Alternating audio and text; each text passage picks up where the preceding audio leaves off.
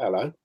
Hi there, my name is Vila Beck, and the Rabbi from another planet. Please like, share, and subscribe. I don't know how to start a live stream. That's just how I know to do a video. We are talking tonight about Picard. We are joined by Mega Geek. Mega Geek, come and say hello. Hello. This is Mega Geek. Hello, Mega Geek. Everybody's link to their channels is in the video description. The video description. Please, if you haven't subscribed to everybody, please do subscribe. TARDIS Zone, do you want to say hello? Hello, everybody. Nice to be here. Thank you for having me. Nice to be here. And Jason. Greetings, humans. How are you?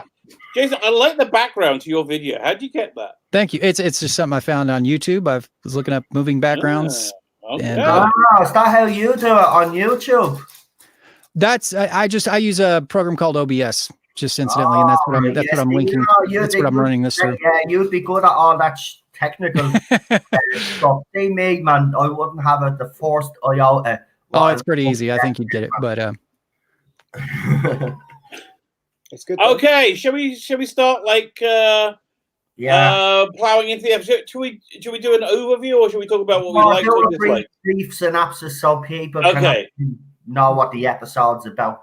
Fine, brief synopsis. So it starts off with another flashback where it's 14 years ago. It's on the planet Vashti, which is one of the Romulan planets that that the refugees are going to. And Picard's there. He's wearing a weird white linen suit for some reason and a hat. And he's like being super nice to the Romulans. There is a monastery of lady monks. Who are also turns out to be these incredible ninja assassins, but you can only be one if you're a woman.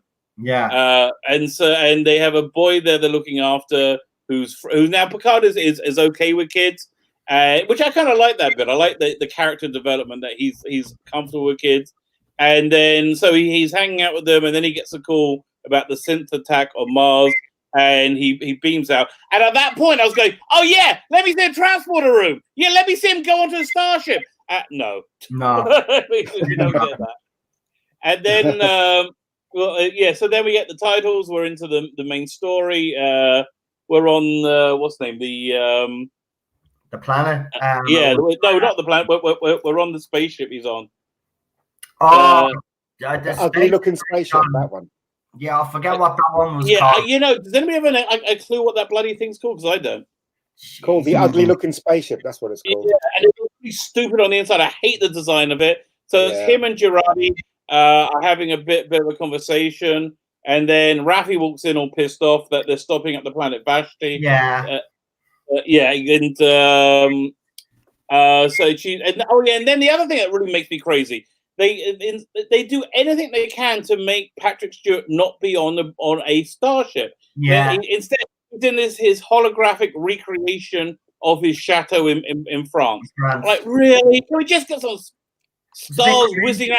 I thought that was really. Did you? I thought that was even the one. I think is it the doctor that comes in then and says, "Do you not think this is a bit like?" She even makes some sort of comment, and I was thinking that's exactly one thing. It is a bit like every single detail was exact. I was just like, "Oh no, get away!" And Picard was made out to be a bit of a plonk. Most of the men in this week's episode were actually emancipated. I think Picard's the function of this show is literally for Picard to apologize for Brexit and Trump. That's it. That's really what he kept saying. I'm so sorry. And we all know that's what he's saying. I mean, really? They're not subtle about it. Pitiful old man when he was just standing there. Even that confrontation in the restaurant, if you want to even call it that, or the cafe. I the Romulans only sign when he takes it down and he steps on it. Right, I do agree with you. I did like that scene. The only problem is that like now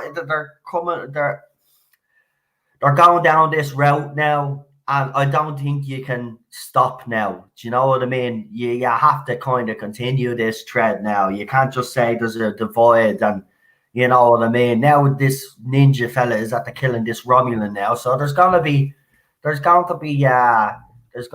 something happening down the line because he won't get away with that. I mean, they all seem kind of fine with it to me. Well, to tell you the truth, this episode wasn't so bad, but it's not Trek. It's still not Trek. No, it's right. That's true.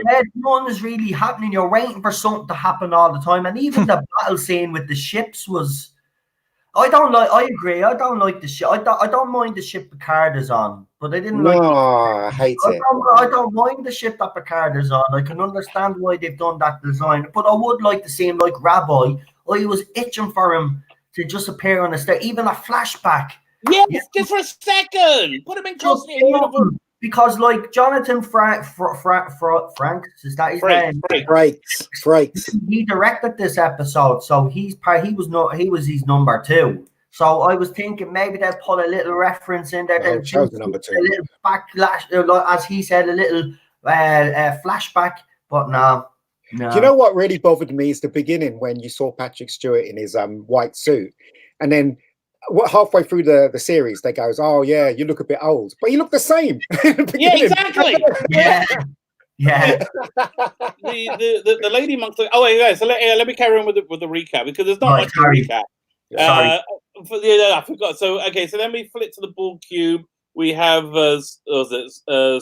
Soshi. She's investigating the bonkers Romulan woman from last week about what her deal is.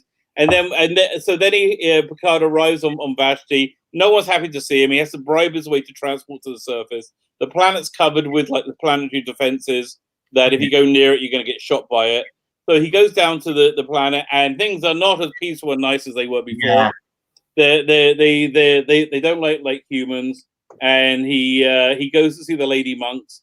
He wants to hire one of their assassins, and the little boy Elnor is all grown up. And he's got all this resentment of Picard. So, like, why couldn't Picard just send him like an email, a letter, a video chat? Like at the beginning, he gets the call about the synth attack, and he said, "I'll be back soon." And you know he's not coming back. Yeah. So listen, this kid he's got a bond with. Send him a freaking note. What's wrong with you? He forgot about him. Yeah, that's annoyed me. So Elnor's all pissed off with him. And he won't. Picard asked him to pledge his sword to him. That's my phone. Hang on 1 second. My wife. She'll tell me. I guess it's the morning. She'll WhatsApp me. He refuses to pledge the sword to him, and so he goes to leave. Oh, and then we have this on the Borg cube. We have this really stupid scene where the guy who I like, Narek. The best guy on the show. Narek, I got his name right this week, Jason. Narek. Yeah, we like that. And tell you, BBC, they want to get Doctor Who out the toilet. Get this guy to play the Doctor. He'll be fantastic as a Doctor. He's got something about him, all right. I have to admit, he's got real charisma. Yeah. He didn't get much to do this week, and then when he did, he kind of had a cringy scene where he was doing dancing on ice. Yeah, I hated that. Swindon Spock, that's what he's called. Swindon Spock, that's what he's called. And then not only that, then later on in the episode, then he gets choked out by that other chick. So what his sister. Yeah. So wait. What a load of crap. Sorry.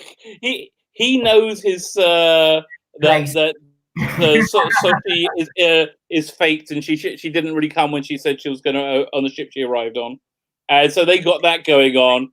Then Picard does his whole like indignant scene with the Romulans, tears down the Romulan-only sign. Why do they need a Romulan-only sign? It looks like there's only Romulans living on the planet, right? You know, it's a Romulan refugee planet. You don't have anybody not Romulan there. But he tears the sign down. He demands to get service. Then the sheriff, who used to be a senator, calls him out for a fight, for a sword fight.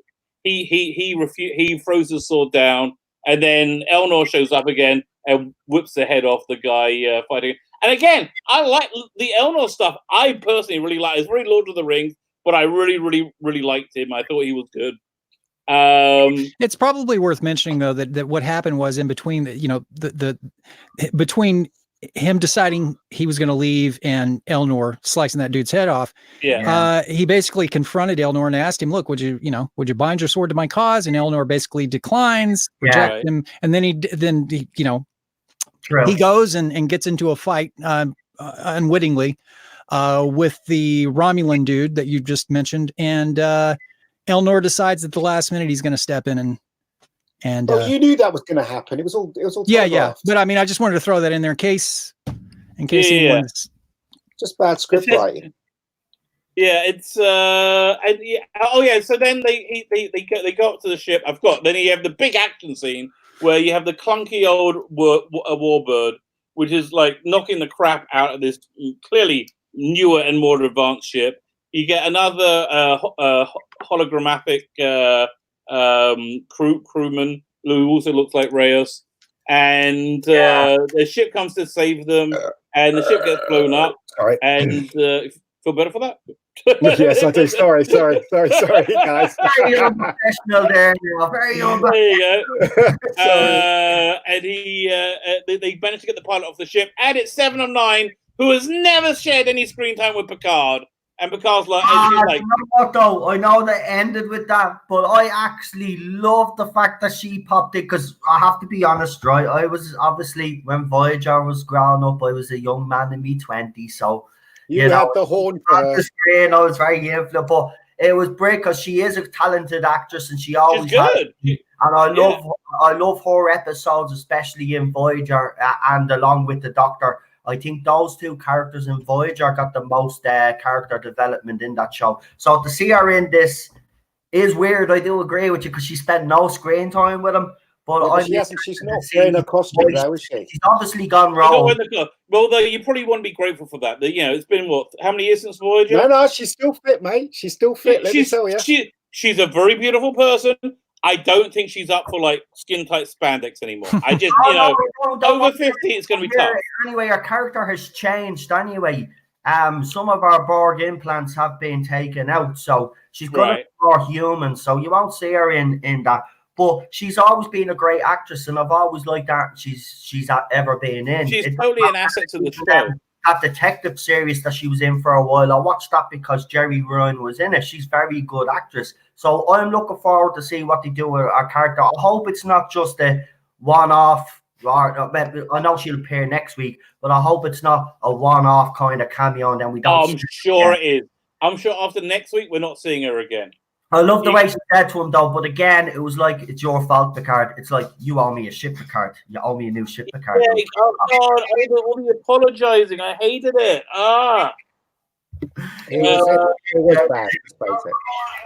He's just doing everything wrong, isn't he, in this episode? He's just that's it. He's just gone around the whole episode apologizing to that kid as well for abandoning him. Like, yeah, although in all fairness, he did abandon the bloody kid. But you know what? The thing that really doesn't make it work is that the character of Picard. He's not Picard. He's just old man. Well, I know he's old. That's button on that. But he's just guy that basically apologizing and gets bullied by women. That's what's been happening so far. And he's apologizing for things that he's not even guilty by. You know what I mean? The Federation abandoned that planet. It wasn't his fault. He was helping everybody. Everybody knew he was trying to help. So why are they having a go at him? Because he was the man. Because he was the man that went in and told them all that the Federation. Yeah, but they should know. They obviously know that it wasn't him. The Federation have turned into this, as you've seen, have turned into completely something different. So in reality, it's not actually Picard's fault. It's the Federation's. But because he was the face, he was the man that they all turned to. He's the one that's getting the blame for everything. But he shouldn't be going around and apologize. I can't wait for him. I hope he goes. I know it's not going to go down this route, but I want them to go against the Federation now, because, like, you know, I'm sure that's going to happen at some point. Although probably not. That sounds interesting. To take on those evil admirals, man. I'm telling you. And another thing that pisses me off as well is that the sister of Swindon Spock. Yeah. She's so crap, isn't she? I mean, as if she has the body strength or the strength to actually grab that guy by the neck and shove him up against the wall. You know what I mean? That's just so unbelievable. And then last week's episode made me laugh. They were talking in the corridor. Why didn't he just walk away from her? They always do this soap thing where somebody's talking in the corridor and they have to stand there and listen to them being slagged off. And then the person that's slagging off walks away. Why do they do that in shows? In real life, you'll just walk away, go, fuck you, bye-bye. Do you know what I mean? You wouldn't even listen to them. These things, oh my God, it's spoiling shows. It really is. Sorry. Carry on. No, you're good. It's good. This is why we have a chat. I'm going to tell you the one scene that really kind of pissed me off in the show, and there weren't many scenes, but that one really kind of pissed me off. Is okay. So Picard is in this unwitting fight. The sword. Do you remember they're trying to hand him a sword? With the senator wants him to basically duel him. Yeah. Right. So the senator has him kind of cornered. He's already thrown his sword down. He's not going to defend himself. It's obvious. Elnor shows up. Gives the senator a choice. Yeah. Senator makes the wrong choice, obviously. Right? Senator goes to lunch at Picard. Elnor just slices his head off. That's the end of that. Good. Yeah. Fine. Everyone's happy. They beam up to the ship. Mm-hmm. Picard proceeds to give him a tongue lashing for saving his life. Yeah. I mean, give me a freaking break. The dude saved your life. He was going to kill you. Yeah. So you would you have preferred that he, pierce your abdomen with his sword? I think what Picard meant was that he didn't need to kill him. He could have wounded him. I think that's what Picard meant. Oh, really? Yeah. Yeah, but you know what? It shows such a lack of understanding of Romulan culture. Yeah, I just think that's right. It's just the whole idea that here's a guy who basically, who gives a shit whether he sliced his head off or not. Bottom line is, maybe he didn't deserve to die. Maybe he could have injured him or something. But I get the feeling that, hey, if he hadn't taken some drastic measures, the dude would have actually killed Picard. I mean, it was headed in that direction. Yeah, and I just thought it was stupid of Picard to sit there and lecture the kid after he saved his neck. Yeah, but this isn't Picard though. That's the thing. Yeah, maybe it's not, but I'm just saying that's the only scene in the show that rest of it I was bored. But that was the one scene when he gives him the lecture and they do the gesture to each other. It's like as if it didn't happen. Then there's no even after that there's no there's still no tension there. Do you know what I mean? It's not believable anyway because after that, there would be still a bit of tension, but there's not everything. It just goes into a stupid battle scene with that. Well, I just here's the thing that gets me. He just got through rejecting Picard. He should be glad that the guy is on board. And then he wants to say, look, you promised me.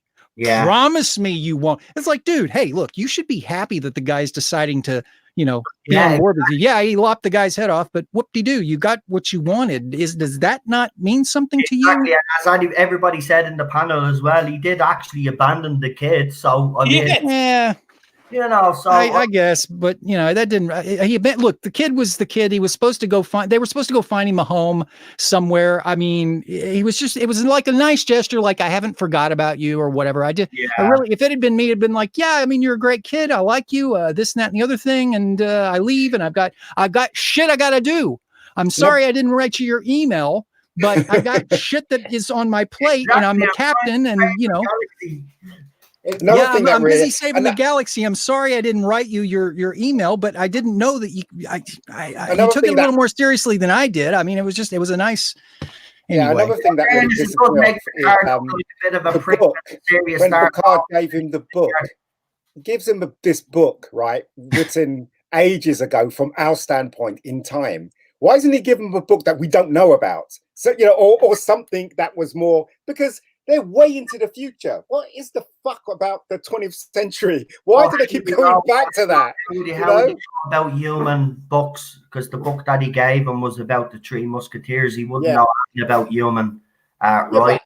So let's face it, if you were in the future and you went back as many years as you did if you were here, you wouldn't be giving him no freaking. You wouldn't, would you? I can tell that seems more organic to Picard. That's the sort of thing they do with Picard, and they did with it through next. That didn't bother me. He always was a reader of books, and it was always books of the 17th century, 15th century. Right. So a D'Artagnan, the Three Musketeers, that would make sense. It would, and that little boy, Mega Geek, wouldn't really know anything about human. Writers unless they obviously studied reading human writers. You know what I mean? If you were read that, obviously he'd read the writers from his own race. Oh, I'm just saying, in the future, say if you take someone from this future now, where we live, and you went way where Picard was, he'd be talking about stuff that's happened now. Do you know what I mean? Like iPods and I don't know, YouTube, and stuff like that. He wouldn't be talking about that book that was written years ago from our standpoint. No, because in Generation, again, even though he was in space, but that's still wrong too. He was a very when it came to even on his ship, he'd have relics from it fits in with his character. I'm sorry, it actually does fit in with his character. And you know what? It kind of fits in the role because was it didn't Kirk get an old book as a birthday present from Spock? Yes. Well, it started 2 or 3. It was the worst of times. It was the best of times. That's what I mean. That's what it was. The Enterprise used to always there'd be episodes where it'd be set. You know, what was the name of that good little boy? Francois, wasn't it? The boy that died in Generation. Do you remember? The one who got burned up, yeah. The one that had actually made him. You know, remember when that kid died in the movies? He was gutted, like, and he went a bit mad. Do you remember? Oh, was that the Borg one? I think that's where he went mental, and he basically wanted to kill them all. So it's in his character. It's just. I just think that it doesn't feel right. Even when it was in the movies, even when it was in a TV show, you'd think that someone so advanced would have something advanced. But okay, even though you don't think it feels like it's being part of his character. Sure. No, I agree. I totally agree. They're not going to change, and that's one thing they haven't changed. Yeah, well, you still not Picard. It's not Picard. I agree with you. The show is still not Picard. It's still not Star Trek, but they're still using some of the character traits of Picard. It's just the character is completely different to the character that we all love and know. And also, I hate that ship. That ship looks like a warehouse. I do not like the interior. I agree with you. I don't like the interior. So, you know, I had an epiphany this week about what it is that I think there's one thing that's really failing to make it not Star Trek, and it's this: it's that when Gene Roddenberry or Mike Berman in the 80s, 90s, when they were making Star Trek is full of like allegories for the current day. You know, the Federation has always been an allegory for America or for the Western world. And I think in the 60s, when Gene Roddenberry was making it, he said, listen, we're not a perfect society in any way, shape, means that right now. Yeah. There is prejudice, there's racism. But the direction we're going with like, there's these really good values of equality, liberty, justice for all. In 200-300 years, we're going to live in a utopia when people don't know about racism. But it's all from a premise that America or the Western world was a fundamental good. Now, I think the writers nowadays don't believe that. They think America is Western world is a fundamental evil. It's the same sort of thing that like people want to like not put a statue up for Churchill, you know, because they think that we're fundamentally evil rather than good. So I think that germ is what's sending everything off in this Star Trek and all the others that they're making right now. I think you're right. I think that this show though is heavily. I think it's heavily influenced by Patrick Stewart himself. You can actually definitely see that his political beliefs are in this show. And I mean, when he did that interview before the series dropped, we should have been all, we were all we all sat up and took notice, because for this man to come out and say the things that he was saying. But you can actually see it, that the politics are actually playing out deeply in these episodes so far. How many? 4 episodes in? How many have we got left? Mm-hmm. 6. I mean, it's you can see already where this is going. There's again, this isn't the worst episode that I've seen. This is probably one of the better ones. It was entertaining. But the thing about it is, it's just, you're waiting for something to happen. I just found it boring more than that. Well, that's the thing, is the pacing. The pacing is slow, and you are kind of waiting for something to happen. And I feel like that's where they should take a note from the Mandalorian, because you don't feel like there's something happening in that show. They should really take note of that, because I think at the heart of it, they have a germ of a good idea. Yeah. I mean, I like where they're trying to go, but they're taking it's like the hare and the tortoise. This is a slow race to nowhere. Maybe somewhere. I should rephrase that. It, mate. It's a slow race to somewhere, but it's a slow race. And I'm just really friggin' finding myself really kind of bored in a lot of parts. I like I said, it reminds me of, there's elements that remind me of on a different level. There's just some part of it that reminds me of how I felt when I watched Lost in Space. I was curious to see what was going to happen, but by God, it's like, for crying out loud. I'm talking about the first season, not the second. Yeah, I agree. Yet. But the first season, it was like, I was curious about what was going to happen, but for God's sake, I mean, get on with it. Yeah, well, they have to fill time, don't they? You know. Yeah, it's just Jesus. These long, drawn out just scenes of just long dialogue, and like the whole thing about I got to show you something. You know, Narek talking to Soji. I need to show you something. And he takes her, and they do what was it like the dancing on ice? It's like oh, that was awful. Yeah, that was awful. Oh my God, that was so bad. I was watching the episode. I was actually tweeting Rabbi personally, and I said, "Are you dancing on the ice?" Oh God, you know so what? Right? Another mistake they made, right, in this series, just like Star Wars, they didn't bring the Beatles back together again. The first episode should have had Riker, should have had Picard, should have had Troy, should have had everyone that was still alive today in it, so they can pass the baton on to the new generation. That's what they should have done. That's what they should have done. I agree, 100%. We said that a couple of weeks ago on this panel, actually, that would have been the way to go. You know, have the old crew on, and then I was saying even one last mission connected to the next generation. That's something that an old mission comes back to haunt them, and they all have to get together. They're all connected to this mission. They all have to. I'll be on board for that. And I'm curious, but the thing is, I'm curious to see where this is going to go. I mean, look, they're starting to assemble. I mean, if 7 of 9 stayed on the crew, and then they've got the Romulan ninja, they've got the disgruntled pilot. I mean, you know, and they've got a disparate crew, but it's just like, you know, I like that aspect of it, because I'm curious to see how, you know, I'd be curious to see how they handle situations, because you do have a pretty diverse crew. And granted, they're not the best actors, but I am curious to see where that goes. But you're taking so long to assemble the crew, so long to make these broad strokes that you could be, you know, you should have already been at this place maybe by exactly 2 episodes in. The crew and all should have been assembled. Don't you see what they're doing? They're doing Star Wars again. That's what they're doing. This is not Star Trek. You got Han Solo with a cigar in his mouth. You got the Spock guy that won the sword. You know what I mean? He's Luke Skywalker because he's young. And then you got the princess who's the black girl. Do you know what I mean? It's Star Wars. It's not Star Trek. That's what they're doing. That's why it doesn't work.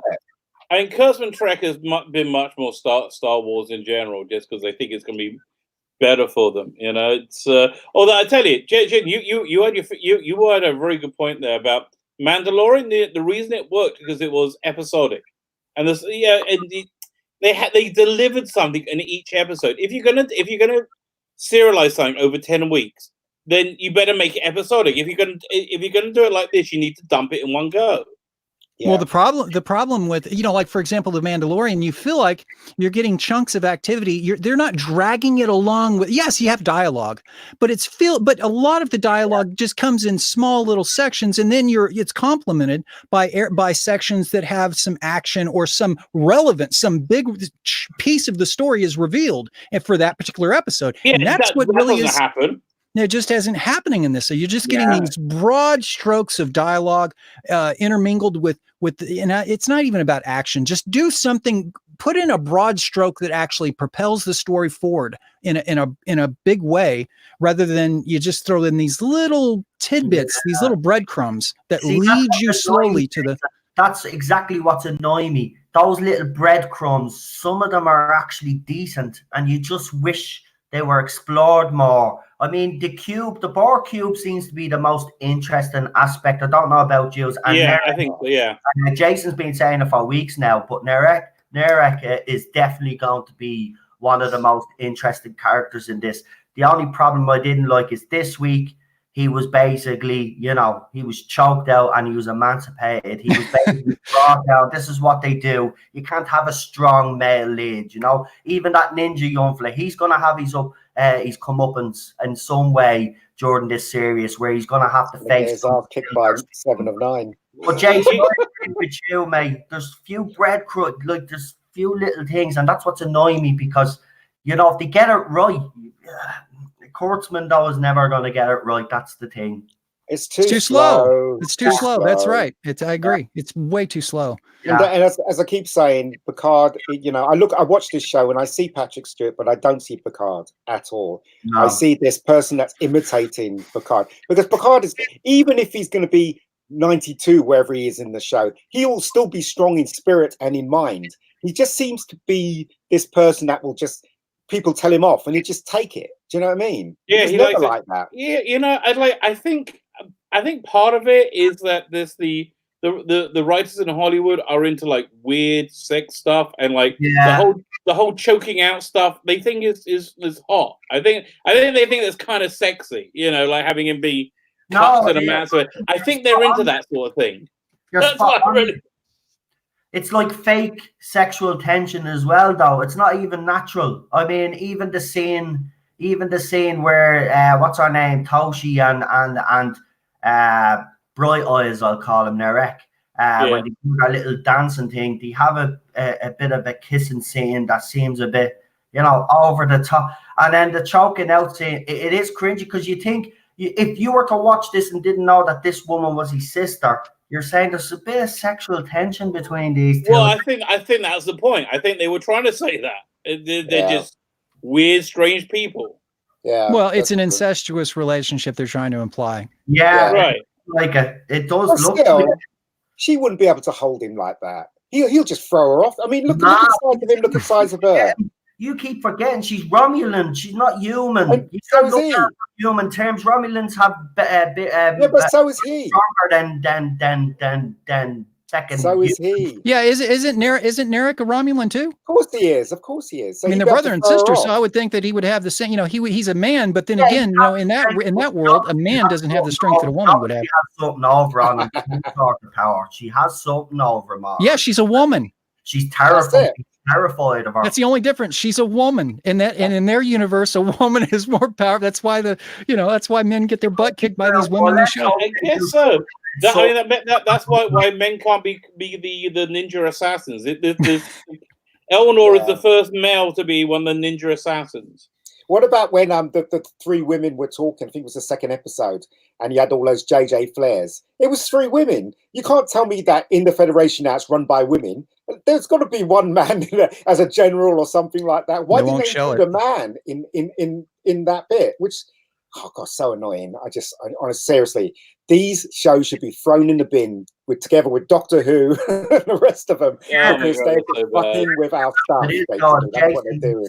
There is some good elements, and that's what makes it frustrating, because when you do see the good elements and then you see all the things that they're doing wrong, and if they just, you can tell that this series, like Doctor Who, has been chopped and changed, and it's been reshot and stuff. And this is what happens when you've got too many people with too many ideas thinking that their idea is better than this person's. I mean, Brian Fuller. I remember Brian Fuller was obviously part of this, but he was actually sacked mid-production, if I'm correct in saying, or he walked away or something. It was done. He was pushed out by Kurtzman, I think. But he stepped down anyway, right? So there was already problems behind the scenes. And you can tell, because it does translate into the acting. Maybe that's why there's been decisions made for Series 2. Apparently, Patrick Stewart has had some say, who's a couple of people have stepped down. So maybe Series 2, they maybe have written off Series 1, but they're hoping that there's some good threads that they can use for Series 2. And that's what I'm hoping to do. I think this series is a write-off already, but I do think there is still enough interesting threads. I want to see where that Narek story goes. I want to see that Borg ship. I mean, if I had to sum it up, it's sort of like wake me up when something interesting happens. Yeah. Yes, 100%. Exactly, 100%. That's exactly the feeling. And I mean, I hated the opening credits, but this week for some weird reason, I'm actually getting used to those opening titles, and I like the Borg ship. I like the graphics. I just hope they concentrate more on the Borg ship, because if they do, I think it'll be interesting. Remember, the most interesting Trek episodes have always involved the Borg. And you know, I would love to see what they do with it, but you see, again, they're all going to be female. We'd be scared what they do with the Borg, like what Chibnall's going to do with the Cybermen. It's one of those things, you know. I don't know. We won't see it. We won't see it for another 8 episodes. We're not going to see anything, you know. But I wouldn't be surprised if the Queen Borg came back. Do you know what I mean? I wouldn't be surprised at all. Yeah, old men by the time this second. Yeah, I think the point of this series is to make us feel as old as Picard looks. Yeah, it does. I just like, oh god. Well, here, it's not find pathetic as though, because as I said, if you've watched Next Generation, you know he used to, you know, joust a lot. Not joust a lot. He used to do fencing a lot, right? So he's quite comfortable with the swords, right? Well, you see, even when they threw the sword, he looked pathetic when he was picking up the sword, and then when he dropped, I was like, no, stand your ground, man. If you die, please. You know what I mean? That's the Picard we know. Well, he's not going to do it because they were, you know, he feels like he failed them. They're the refugees, and he's the cause of all this crap. You know, honestly, when I saw the planet, though, Vashti was the name of the planet, right? Yes. Yeah. So when I saw the planet, I'm like, this doesn't look like such a bad place. I know. They can't even do a refugee camp, right? Yeah. Yeah. I'm like, Mexico could only dream to look that good. you know, and the thing is, I think a lot of this is about how people are radicalized. I think just talking about, and there's such a lack of understanding about fundamentalism and radicalization. You know, again, it's such a Western liberal Hollywood view of reality, which is so not the view, not reality. Yeah, I agree. Just seriously though, this episode was slow. I agree. It wasn't. It's still not Star Trek for me. It's becoming Star Wars now. I agree. It's still not Star. We all agree on the panel that this isn't Star Trek. It's not. It's miles off. Yeah. It's pity that you rope a guy in like Patrick Stewart. You finally convince him to come back, and you give him this trash. And I know he's involved in some of it as well. But when you let an actor. When you give an actor like him power, a little bit of power, you're going to see their ideology and their politics reflected within the show. And it's always a bad thing when you mix politics with TV shows. You've seen it, unless they're political shows. But if they're sci-fi shows and you do politics, if you don't do them properly, it's not going to work. I just nothing happened. I have nothing bad to say about the episode. Really, it's not terrible. But it's not. I've got a few things. I hated the hologram conference room thing. I just hated that with every fiber. And I hated when you saw him beam out in the flashback that you didn't see him on a starship bridge. Yeah, just why? Just give us a lit. Just give. Again, I understand you want to do something different. You want to do something new. Give us a taste of what this character is that we loved. And then and then you can say whatever crap you want to say, and maybe we'll buy it, maybe we won't. Yeah, even the Enterprise, if it was a different fucking ship, even if it was Geordie LaForge's ship, what was his ship called again? It was from the movie? Yeah. Oh, okay. The one that Spock was flying. I can't remember. I'll look it up. Anyway, even if it was that ship, that would have made sense. But no. They just don't want a starship. They won't give us a starship. That's the thing. Yeah, I'm saying, why is this new ship that Han Solo's on? Han Solo with a cigar on. Why doesn't it look like a ship from Star Trek? Why does it look like something from Star Wars? Why does the inside look like a warehouse with just a couple of seats in front of a bridge? It makes no sense. They're trying to get away from Star Trek. They're trying to get rid of the old fans for some reason. I don't think they're trying to get rid of the old fans. I just think they don't like Star Trek. Yeah, and why they think that people like, and they just don't like that. Have people like Star Trek? But the name of that ship was called the Jellyfish. Part of it could be because Patrick Stewart didn't want too many, he wants to kind of get away. He didn't want to, for example, he didn't want to be a captain on the Enterprise. He probably wanted to play down a lot of that. He just wasn't comfortable with, for whatever reason. Maybe, I don't know why. Why create new characters though? Star Trek is full of people that we love. Geordie, what do you call it? Deanna Troi. These people we love. If you're gonna make a Picard series, it seems very stupid not to include them, doesn't it?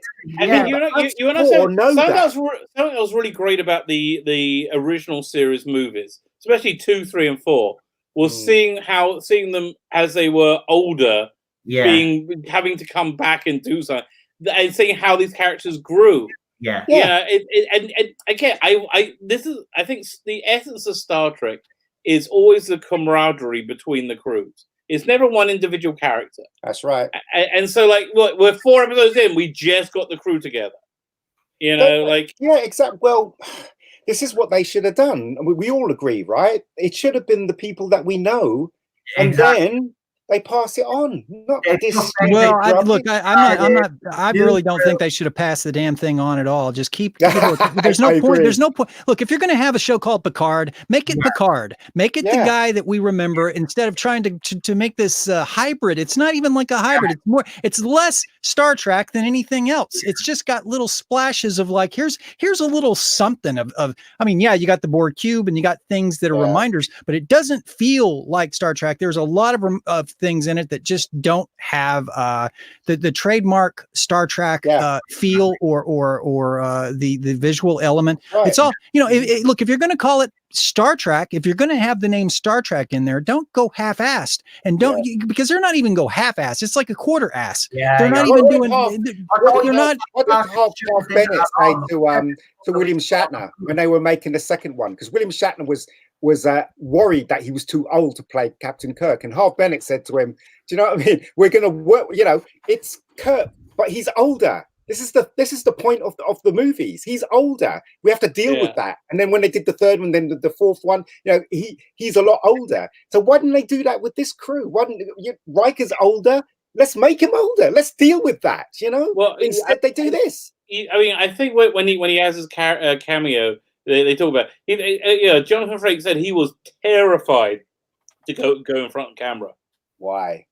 Because he's old and fat now. He used to be a good-looking guy. I hear that. Mostly now he does a lot of directing now, so he's been behind the camera for a lot of years. But as I said a few weeks ago on this panel, you take Picard out of this, you don't call it Picard. That's right. Then it would work. But then have a different sci-fi show, still not Star Trek. But you know what? They could have done a whole show about the Romulan refugee crisis. With that, and had it do an entirely different crew and showed it from a different viewpoint than we normally do, and it would have worked. That would have been the universe exactly, and then make a Star Trek show in the continuity timeline. Just extend the universe. I gotta say, look, if they had made this about the stupid refugees, I wouldn't be watching. The only reason I'm watching is because I want to see what the hell happens with this whole destroyer thing and the Borg cube and the refugees is kind of like just one of those like throwaway. You have to have it in there because it helps carry the story forward. Yeah. But I could give it, if that was what the story was, if that was the centerpiece, forget it. I'm out. I don't. I love these insights into Romulan culture, which is not like Vulcan, not like human, but something a kind of hybrid between the two. Yeah, I get. Yeah, I like the samurai ninja warrior. Was it Elnor? I liked him. I like him. I like the Romulan on the Borg cube.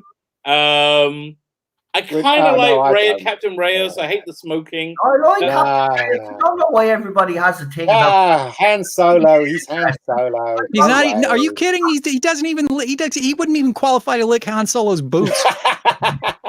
I mean, he's okay. He's all right. He's not bad. He just, he's okay. Doesn't belong in Star Trek, though. He doesn't belong. Sorry. No, we all agree on that. I mean, look, these people are just not capable of, and they've proved it time and time again now with Discovery as well. They just can't write Trek. But how much money they spent on this one? They could have used some of that money to get the original cast back and pay them a decent wage and go, right, get to the gym 3 times a day and come back to us in 6 months' time and then we'll start shooting. They could have easily paid them instead of spending so much money on what? Right. On what? This? For this one episode, they could have greenlit an Axanar that fan film, and done a season of Star Trek Continues. You know, with Vic Miller. They could have done all that for the same money as this, and they would have got more traction. And being true to your franchise gets you success. That's what we've seen over and over again. That's why the Marvel movies were successful, and I think that's why they're going to be less successful going forward. Agree. I totally agree with you. Yeah, what do you think of the audience score actually for this show? It's actually what was it? The 90s. It's the highest rated Star Trek show. Out of how many reviews? I'll tell you now. I'll actually get it up right now, Jason. I seen it earlier on. I was actually surprised at 94% or something. I think people are just ecstatic that it's not Discovery bad. You know, I think it's really bottom line. People are just like, oh, thank God it's not Discovery. You know what's that rumor that they're going to connect them both? This is actually What's that rumor they're going to connect them both with the Red Angel is going to go into the future and connect to the Picard thing? Is that true? Does anybody know? Who knows? I guess we'll find. The only rumor I heard of is the blonde Jurati, the blonde scientist woman, was born male. That's the only one I've heard. That would be a I totally believe that. Right. That's the girl from was it Scott Pilgrim, isn't it? The drummer from Scott Pilgrim. Yeah. She's definitely a plant. It's obvious that she's going to portray them soon. So we'll see. I mean, she's a very boring character, so you know. She is. She's definitely. I'm hoping that something's going to happen with her eventually. Yeah. The audience score. Sorry, lads. The audience score has actually gone down to 72%, and the critics. Obviously, the critics are always different to the fans. They've given it a 92. But you know what the interesting thing is, Jason? I went into the details, right, to see how many have actually voted, as you can always do. You see how many users have actually. I'm not seeing it on my phone now. If anybody else can check there to see if it's just my phone, but I don't see how many people have voted on either side, which is interesting. Very interesting. I don't know. I find Star Trek fans are much more willing to accept anything with the word Star Trek written on it. You put Star Trek on it, Star Trek fans are generally going to be like, if you criticize this, you are evil. Well, not really, because Discovery hasn't been well received at all. But the Discovery fans, which seems to be a fair amount of them, they are far crazier than the J-bots. Okay, they are the craziest. No, you're right. I've seen it on Twitter. They're crazy. They've actually even doxed a few people. They're actually crazy bunch. I thought they were worse. I think they're worse than Star Wars fans. Now look at his rating is different on that. Jason's rating is different on that. I'm seeing 100% there. Yeah, they're fixing it. That's because there's no. That's the critics' consensus under Rotten Tomatoes. I don't think there's an audience score yet, is there? There is. I'll show you on mine. Watch. I'll show you on mine. I'll put my camera on. I'll show you on my phone. This is weird. See, this is what I'm saying. Different. That's why I've asked someone to check. There you go. Right. I'll put my camera on and I'll show you there. Oh shit! That's really weird. Turn your green screen on, man. Turn your green screen off. How do I knock my green screen off? Because I don't have the option to knock it off. So you won't see it. Now it's going to make me out to be a lawyer. I can see the painting, but I can't see anything else. I think if you go into your branding, maybe you can do that. I don't have the option because obviously, this is your stream. So can I do it? I don't have. Is that what I'm doing? I don't think I'm doing that, am I? No, yeah. Can you just share your screen? I'll tell you what I'll do. Yeah, I'll share it. Yeah, that's a good idea. Right, hold on. Well, it's on my phone, so it could be different. Okay. I'll tell you what I'll do, Jason. I will send you a screenshot right now and show you it on my phone, right? And then I'll send it on Twitter right now. Post the link. I mean, I'm just curious. Post the link in the chat, and let me see if it's the same one I have. Maybe it is. I'm just curious if there's a difference. Right. How do I copy? See, I don't know how to do all this. See, you go to the address bar and copy, and then paste it into the. It looks like you're being beamed up.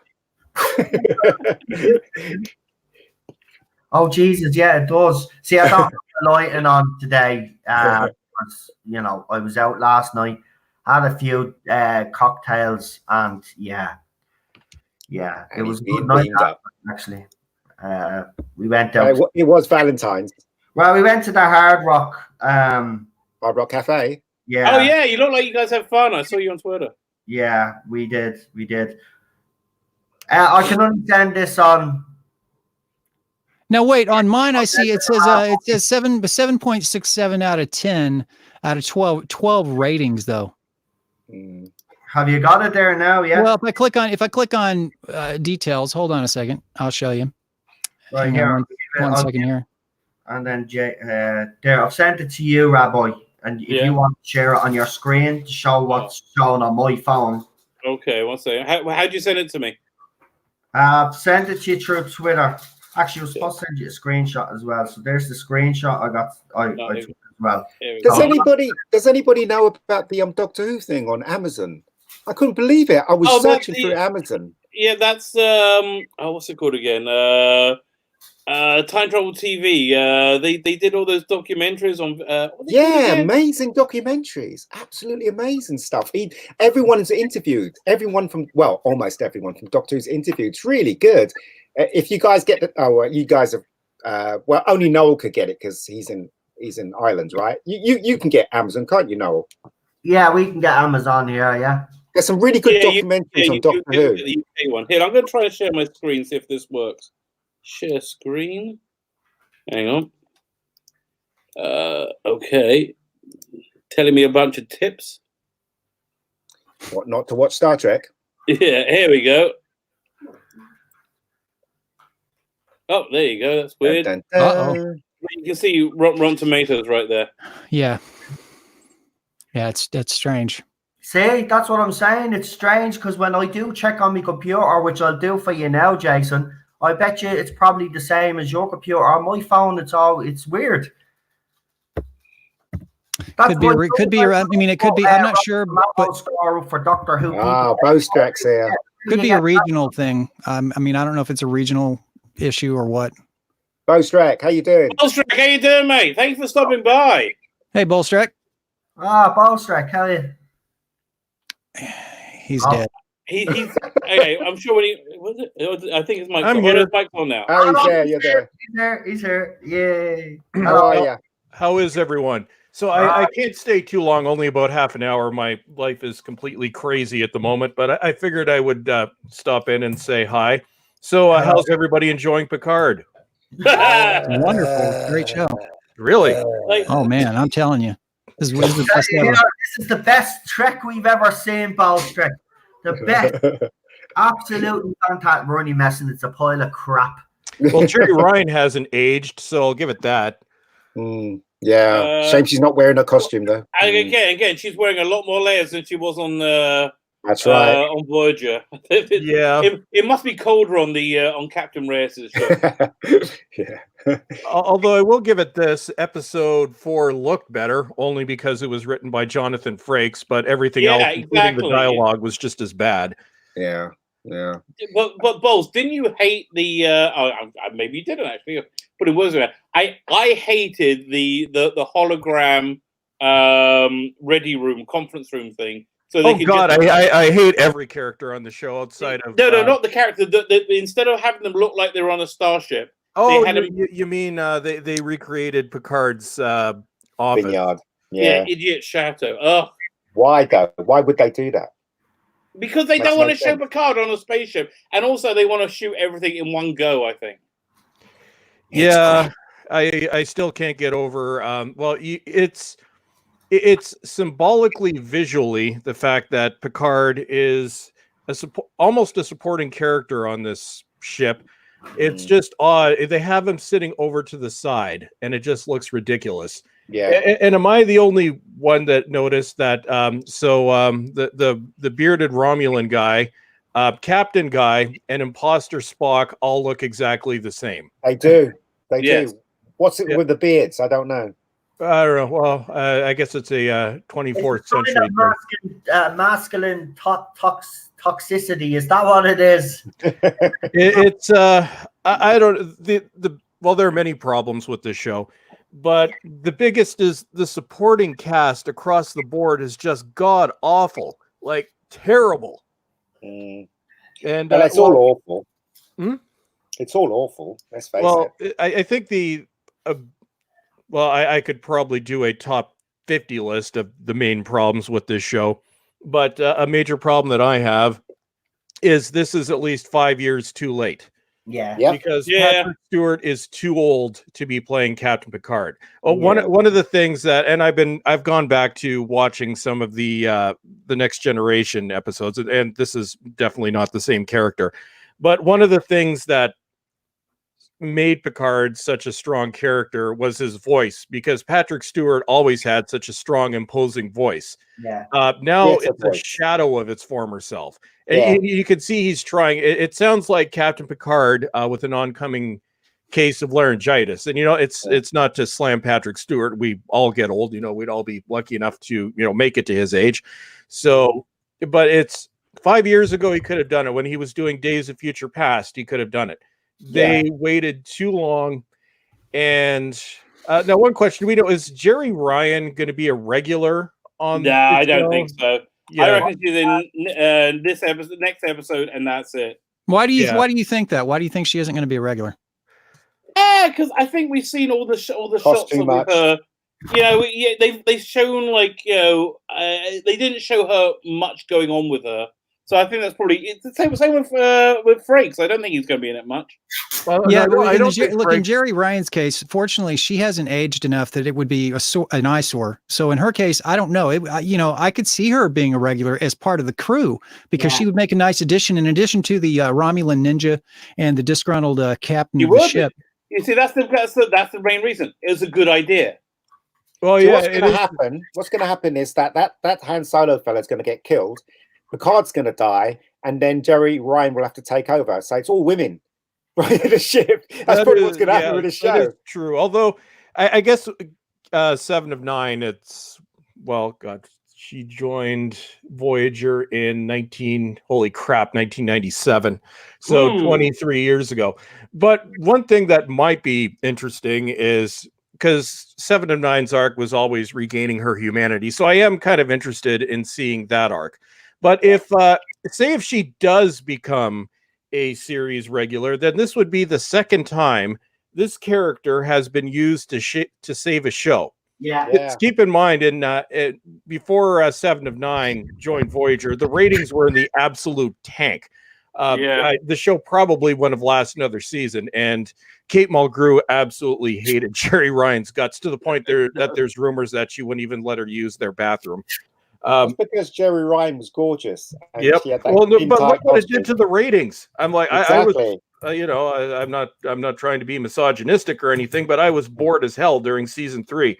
Then 7 of 9 comes up, and I'm like, oh well, young 19-year-old me, it's like, I want to watch this again. Yeah. I don't even know if she'd be enough to save this, though, because there's so much dialogue and so much subpar acting from the supporting cast. You can't have her in every scene, and I don't know that she'd be enough to carry the show. Nothing is the fact that the whole premise of the show is flawed. So there's nowhere that they can't go anywhere with this, and it's. They could, if they'd put their ass in gear, but they spend so much time on this pointless dialogue that they should be, this should be saved in the edit, because it's obviously there's some edit malfunctions here. There's way too much talking and not enough plot movement. You're just stammering on the plot, and I think you could do something with it if Jerry Ryan would make a really good addition, but the fact that you have a cast that could take it or leave it. I mean, you just want to throw your hands up because you don't care. And then you have a story that's not, the pacing is so slow that they divvy out these little plot twists at such a slow pace that, it's like I said, wake me when something interesting happens. What was the point of that ice skating thing? Sorry, mate. What was the point of that ice skating thing with the Spock? God only knows. You know what that was going to be? It didn't advance the script at all. If you took it out, it would have made no difference to the story. One of the Why was it in there? Scenes I've seen in Star Trek. Well, let's face it. There's no point for that scene. It's just time filler. And I agree with Jason. That's all they're doing. They're filling time with talking all the time. I think they think that that they're trying to really accentuate I mean, some of the cinematography is nice, but dude, you can't live on cinematography. You have to actually do something with the plot. You have to make dialogue that counts. And they think this dialogue, I guess they think this dialogue counts because Patrick Stewart probably, had his hand dipped in his hand into the writing, or he at least has to approve it. So they think oh, well, Patrick Stewart thinks it's good, so it must be good. Well, it's not. And that's the problem is, you got too much weak dialogue, too much, your pacing is way too slow, and you're just acting as just, dude, all the way around, you need to pick it up. Let me ask you guys a question, right? How comes, right, the production company on any franchise doesn't ask the fans or ask for their opinions? Why is that? Ego. Pure arrogance. Yep, it's based on ego. This is Alex Kurtzman / Michael Chabon / whoever the hell is going to be taking it over next. It's arrogance. They think they know best. And especially in the case when you have people like Ryan Johnson, Alex Kurtzman, or Chibs the Idiot being challenged or fans criticizing their approach, they take that as a direct insult. Yeah. So they will destroy franchises by doing the exact opposite. And they're doing the same things here that they did with Star Trek Discovery. So they should have learned with STD, but they didn't. They're doubling down. And you have to wonder what the executives at CBS All Access are thinking right now, because this, God only knows. Well, with the amount of money they spent on this and STD, this could tank their entire streaming service. Well, CBS All Access is pretty much done because they're merging with Paramount, so it's going to be the Paramount. Even Stan Lee, right, knew that when he was obviously when the height of comics, Marvel Comics, he knew for the letters page that he had to talk to the fans. He wanted to know what the fans thought. That's the whole point of creating something great. It's for the fans, but also it's for you as well. You have to talk to them. For themselves, they don't give a shit about the fans. You can clearly see that. And when did that happen? Patrick Stewart doesn't care about the fans either, because you can clearly see that his, as I said earlier on, his politics are in this show. You can clearly see it. Like it's they just don't give a shit. Well, I've got an example. Look at Star Trek Deep Space Nine when Ira Burr took it over from Michael Piller around season 3. I'm sure I'm guessing we've all watched DS9. Yeah. Did anybody notice the complete shift in tone, which really started around season 2, but really took off in season 3, and then they took the show in an entirely new direction? That was the result, and there wasn't even there was the internet wasn't the World Wide Web, but you had small independent chat forums and fan magazines, and people would write in.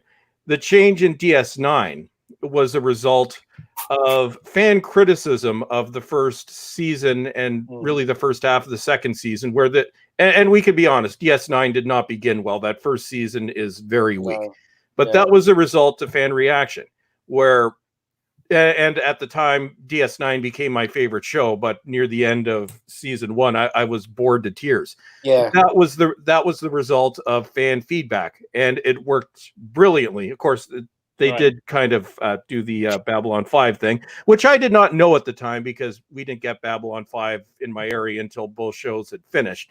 But you saw this again in Star Trek Enterprise, where, again, you have the change in season 3.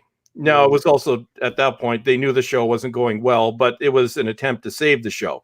Yeah. And they made a few changes. One, they actually, the show was originally Enterprise, then they renamed it Star Trek Enterprise, which I don't know why they didn't do in the first place.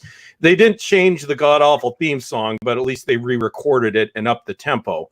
Yeah.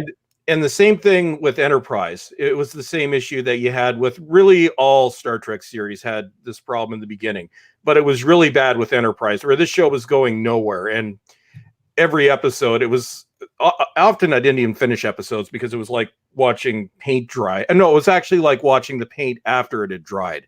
And season 2 was terrible. Yeah. But again, and you have to give Rick Berman and Brandon Braga credit, because they, especially Rick Berman, there's no, it's no mystery that he has a massive ego. But what did they do? They brought in Manny Cotto, or Manny Cotto, in season 3. Okay. As the co-executive producer to steer the ship, and then he was running as showrunner in season 4. So that's 2 examples of 2 previous shows which took into account fan reaction. Yeah. Well, you know, I think back then they realized that we were the customer. Hey, before you go forward, can we introduce Captain Robert April? Thank you so much for joining us. Yeah, Steph called me. Like I said, actually, I mentioned my phone was like 3%, so we couldn't talk long on there. But I thought that was Luke Skywalker at first. I thought you were Luke Skywalker at first. I thought you were Mark Hamill. I was like, no, I shaved the beard. No, I have that comparison has been made. Usually when the beard's longer and the hair's longer. Captain Robert April, how's it going, sir? I finally get to speak with you in person. How was life? Got to get a bit of the big time here. Okay. Oh no, I'm just little, and I'm just a talking logo actually. Yeah. But just ask Twitter. I'm not big.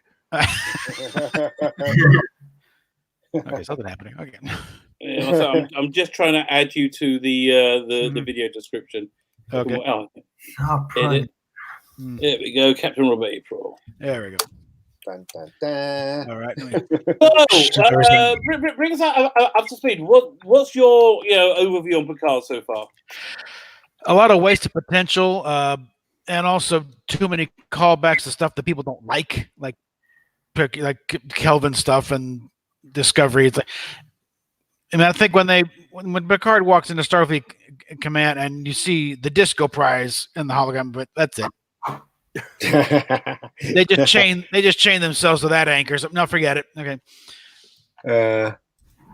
It's not good, in my opinion. It's not good. As I said, I'll keep watching though, because I do like Patrick Stewart, and I think Patrick Stewart's like a national treasure as far as I'm concerned. I'll keep watching, but it's just as I keep saying, it's not Star Trek. I'm sorry, it really. This is one of those times when actually, if I could get maybe we could jump 3 episodes ahead, and I could just watch the recap. Just the recap alone might be that would do it. Yeah. Might be enough to keep me keep my interest level high. No, it's that's the thing. They should have just, if they're gonna do this type of storytelling, they should have dropped it all in one day and let people just binge it.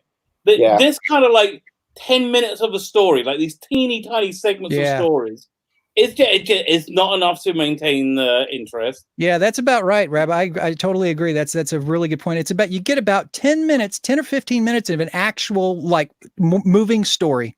The rest of it's just filler crap. Yeah.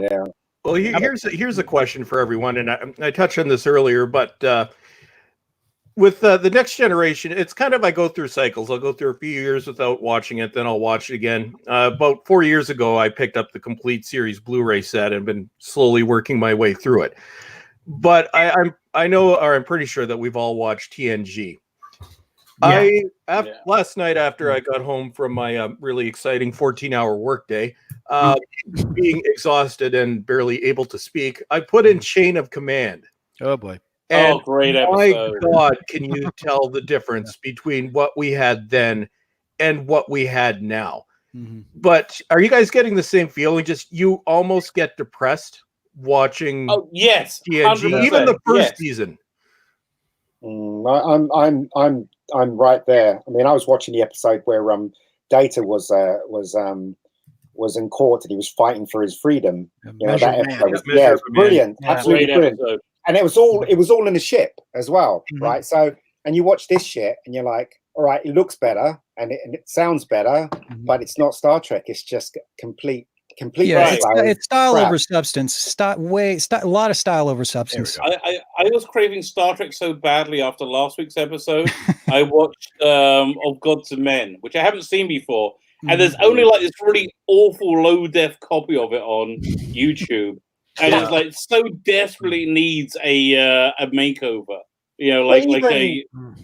even Generations, the movie was better than this. The movies were better than this. And I hate Generations. Yeah, I didn't like it either. Here's the thing: I only have the DVD that for the Matt Jeffries tribute. Okay. That's the only reason I had that DVD. I never even watched it. Is it good? Yeah. Real good, tribute to Matt Jeffries. I never watched that movie though. For me, I didn't that even whole know thing that is was a wrong-headed concept. It's like, well, we got to do something. No, we don't. You don't need to Go kill ahead, everybody. Bostrek. Go ahead, Bostrek. I would say if you want to watch good Star Trek or good Star Trek that CBS stopped in its tracks, bastards, to give us STD. But has everybody here seen Star Trek Continues? Oh, yeah. Fantastic. That is the best Star Trek Fan-freaking-tastic. we've had since the end of DS9. Got that in on my DVD, opinion. actually. Yeah. Handed to me by Vic Mignogna himself because I won a trivia question when he was over one of the fan events. But you know what, right? The reason why it's so good is because their budget was very limited and they had to use their brains to write good stories. Exactly. Exactly. The attention to detail. Just and they built the sets, and it was them and another fan series that was using them.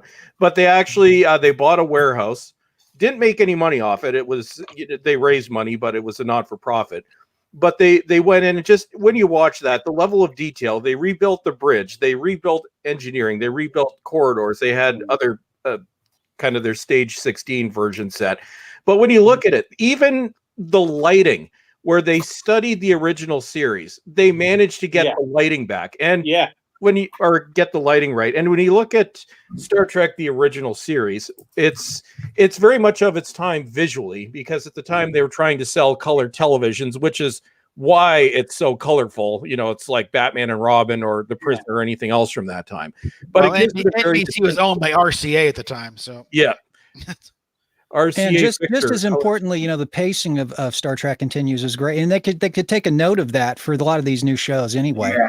You know, I mean, it's funny that a little series like that would have got the pacing right, and these guys with, you know, multi-million-dollar budgets can't seem to pay enough to get that They don't care. They don't care. They're not like. Well, they obviously have to care to some degree, but they're just they're investing their energy in the wrong. You know, as someone has said on this panel, they're giving fans what they think they want instead of actually listening to fans what they actually want. They care about the paychecks. They're scientifically illiterate. I mean, it's true. It's true that in the old days that they used to take fan script on, didn't they? Fan used to write a script and they say that's really good, and they'd shoot that, right? Yeah. So they'd why accept don't they it do when that they now? do anything with it, but yeah, because they had thousands of scripts to come in on that one, so a lot of this crap is just put in the slush pile. Yeah. But once in a while, one would get through. So. Exactly. So they were listening to the fans then. What changed from then to now? I just don't understand. I honestly, I think they were better writers back then, and they weren't so. I think like Ronzi Moore, people like that, they knew they were talented. They knew they could work. They knew they could pull things together. These people know they're frauds. Mostly, these people know they're like the hacks and they're frauds. Kurtzman knows he's a fraud. You know, he's conned his way into his position. He's never written anything of merit. Right, but I don't agree with the fact that there's no good writers out there. What's happening is they're not hiring the good writers because it's cheaper to hire the writers with no experience. We see it with Doctor Who. It's happening with Doctor Who. They did the whole thing where you have no writers of sci-fi experience. Do you know what I mean? Like, well, but you have to be sure you're hiring writers that are on board with whatever agenda that they're got to pursue. They bring these writers on board because, as you said, they're easy to manipulate. They're easy to because they want to work. So they'll say, right, you write an episode, but we want you to put this in, that in, and that in. Do you know what I mean? And they're gonna comply. Whereas if you got a decent writer who's gonna say, no, you're not gonna tell me how I'm gonna write for Star Trek. I know what the fans want. They won't get writers like that. So well, in Doctor Who, I mean, look, in Doctor Who, they're not, you know, Chibnall didn't hire writers strictly on the basis of being a good writer. He hired writers based on, you can read this, they hired writers based on their ethnicity. It had nothing to, and he also hired them based on what's between their legs. It was much less to do with, can you write it? Of course, you know, coming from Chibnall, his standard of what a good story is, you know, he probably thought they were great story writers, and they had, you know, anybody else would with two eyeballs could clearly see he was wrong. Yeah, well, Chibnall should know better. Chibnall's a long-term. We've all seen the video from back in '86 when he's on. Was it Open Air on BBC? Yeah. And he's lecturing John Nathan Turner and a couple of the writers on what didn't work. Yeah, and now we see what his vision was for Doctor Who, for example. It's just bullshit. But isn't it funny though? He was able to criticize back in the day, but when us fans criticize today, he has a go at us and basically throws his toys out of the pram. You could see it translated. Is it true that Doomcock made what's his name punch a TV? I think that's. We're not sure how real that is. It may have been a plant, but it did make him laugh. So yeah, he went with it anyway. I would say there is some true or not, it's a good image. Because it's known that CBS and especially Alex Kurtzman watches everything, so they know who Neurotic is. They know who Doomcock is. Apparently, they even know who I am because I'm not making videos on Star Trek right now, but they've seen my videos, and they hate them. Like Wilson Cruz, who plays Ricky on My So-Called Life. He went on a tirade on Twitter about a bunch of us a year ago, and I believe I'm still blocked from his Twitter. So they know who we are. But one point that I wanted to make when we're talking about the way it used to be compared to the way it is now, when it was an actual meritocracy, look at somebody like Ronald D. Moore, who started, as far as I know, he started by just being given a tour of the Star Trek sets. I think they were filming Times Squared at the time, if I'm not mistaken. And he had passed along a script to Michael Piller, which eventually became The Bonding. So this was, he was a very young man at the time. Somebody came from out of nowhere. I think he was working as a medical technician or something at the time. Gave what is probably one of the best scripts in Star Trek, and look where his career went from there. Oh, yeah. You don't see that on modern TV anymore. He would be written off. I'm like, yeah, no, go away, white man. Get us somebody that we care about. Yeah, it's a shame, really, that it's going this way with every TV show and every movie. The woke stuff is destroying the agenda, is destroying everything. Yeah. I hope the BBC's watching us. Going, it won't matter. They'll watch us, but they don't care. I just want to actually add on the BBC. I've been told that the recent criticism has really shook the BBC. Really? Oh, fantastic! No, seriously. Look at the response last week. Have actually made a difference. So I've been told to tell fans that have been complaining about this series to continue because BBC is actually taking notice. Well, we're trying to take away the license fee. That's making them sure. Here's trying to perform, boys. Take away the license fee, it'd be a free for all. But not really. Let me tell you why that won't really make a difference, because even here in America, look, as long as you have a diversity quota, it's not going to matter. We have a diversity quota here in America, and that's exactly why a lot of the shows here that come out suck, because we still have to meet a quota. So Ofcom is the regulator of the BBC. Ofcom says, you guys aren't hired enough.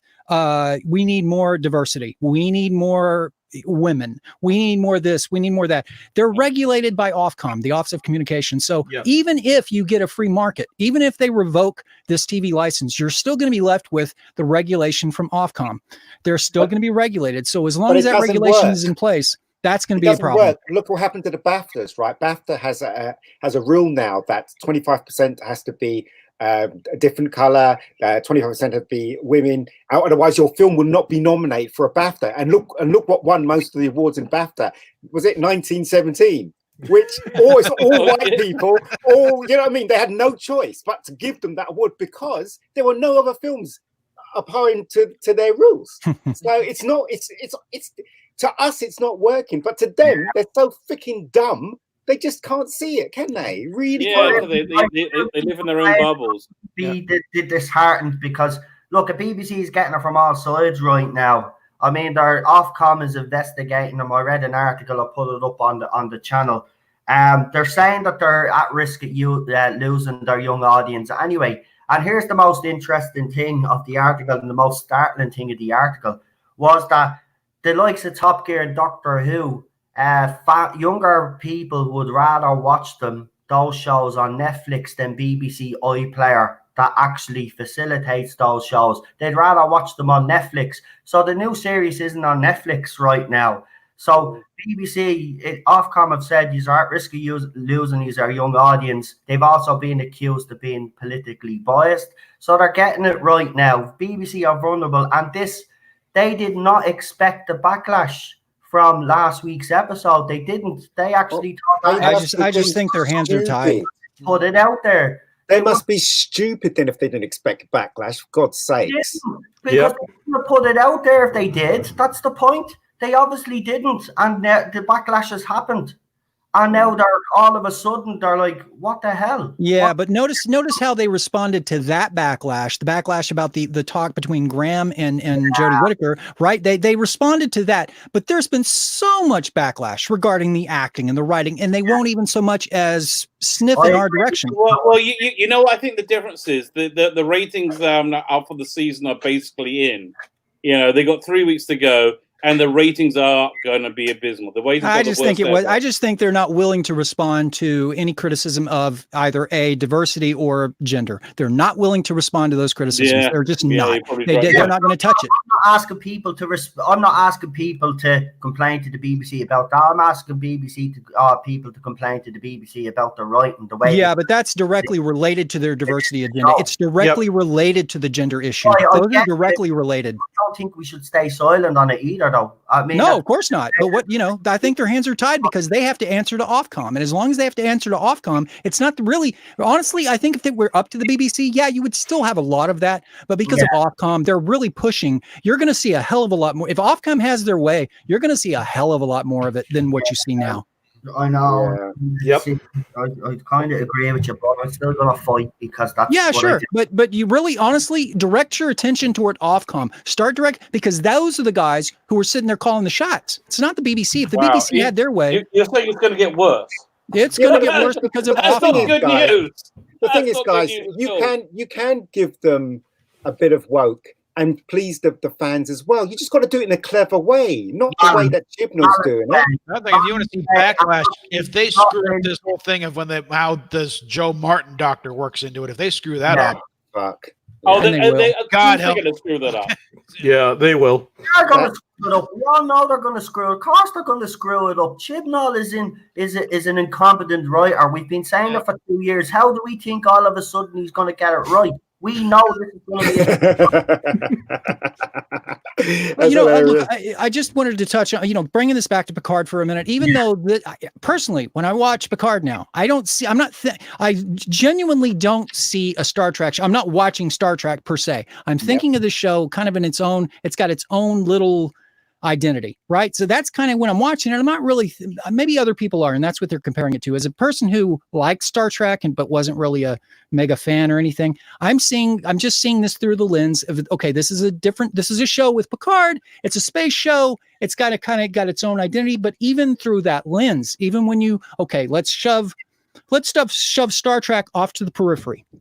Let's really kind of shove, even with that focus, even with looking through that lens, I'm still really, even if you made this an independent show, even if you separated it from Star Trek, there's not enough. It just, even when for me, that's how I see it. And I'm telling you, it's not enough to keep my attention, even through this alternate lens, much less if you try to compare it to like Star Trek, like the good, what most fans would consider good Star Trek. Obviously it doesn't rise to the level, but much less looking at it as its own product. It doesn't even pass muster on that level, and that's what's disappointing. That's why it's so important that these people talk to the fans, because they live in their own bubble, and if they should realize that they know nothing about the fans and about what should be done. Right? That's the last thing they want to realize. But the last thing they want to hear is they don't know something. If I was showrunner on Doctor Who, right, the first thing I would do is obviously get rid of Chimballs, but the first thing I would do is talk to the fans. I want to meet them. I want to shake hands with them, sit them down.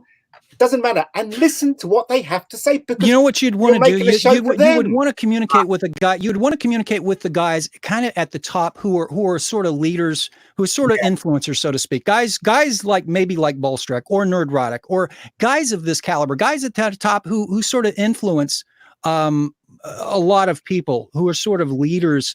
I don't know. I don't want to say think tanks, not only to broad. I'm more of a middling thing, but but you get the idea. The idea is that you don't want to. If you start saying, "Hey, we're open for ideas," you're going to get 50 million letters. But if you say, "Look, if you put out an invitation to a guy like Gary, to a guy like Bolster," hold on. But remember what they did with Red Dwarf before the internet, they used to have these things at the BBC where they invite the fans in, you know, and the cast was there, you know, and they were talking to the cast. I think that's what you really need to do at Comic-Con or somewhere, to have a panel, sit down and go, right, where are we going wrong? Okay, how can we make this show better than it is? Listen to the fans. I'm just saying get a focus group of the guys who. No, not on the internet. That's what I'm saying. If you go on the internet, it's open season to everyone. All you have to do is have a conference. Get the fans in a room. That's what I'm talking about. Have a conference. Specific guys like Gary and Doom. Yeah, get specific guys at the conference like Gary, like maybe Bolstrek, or guys who, you know, they have a big following. They understand the genre. They understand the franchise. Get those guys at a conference and have a focus group with those guys, because they're in touch. They're in touch with the fan base. I would go one further. I would invite fans as well. So I'll have those people on the table, Bolstrek and Gary and the rest of them, and me as the showrunner, and also have fans and audience where they can ask questions and stuff like that. And you will find that you will have some kind of direction to go in by listening to people around you. It's really stupid.